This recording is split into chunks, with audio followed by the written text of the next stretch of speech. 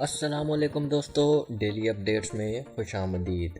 دوستو، سعودی عرب میں خواتین کے اونٹوں کی خوبصورتی کے مقابلوں کا پہلی مرتبہ انعقاد کیا گیا۔ یہ تقریب کنگ عبدالعزیز فیسٹیول کا حصہ تھی۔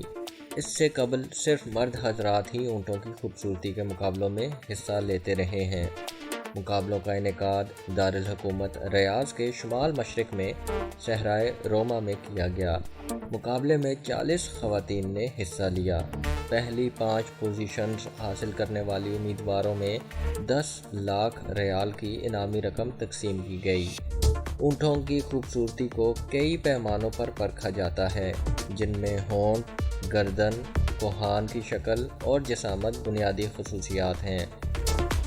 دسمبر میں مرد حضرات نے جب اس ایونٹ میں حصہ لیا تھا تو بہت سے شرکاء کو نااہل قرار دے دیا گیا تھا، کیونکہ ان کے جانوروں کو بوٹاکس کے انجیکشن لگوائے گئے تھے۔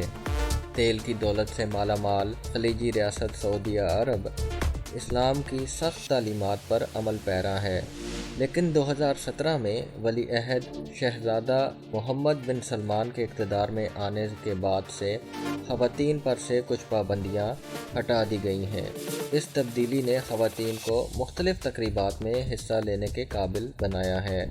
میلے کے مینیجر محمد بن حربی کا کہنا تھا، خواتین ہمیشہ سے ہی ہمارے معاشرے کا ایک لازمی حصہ رہی ہیں۔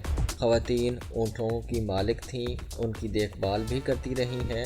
ان کا مزید کہنا تھا کہ خواتین کی شمولیت سعودی عرب کے تاریخی ورثے کو سامنے رکھتے ہوئے کی گئی تھی۔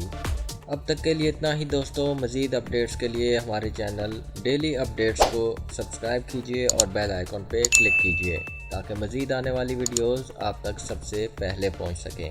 اللہ حافظ۔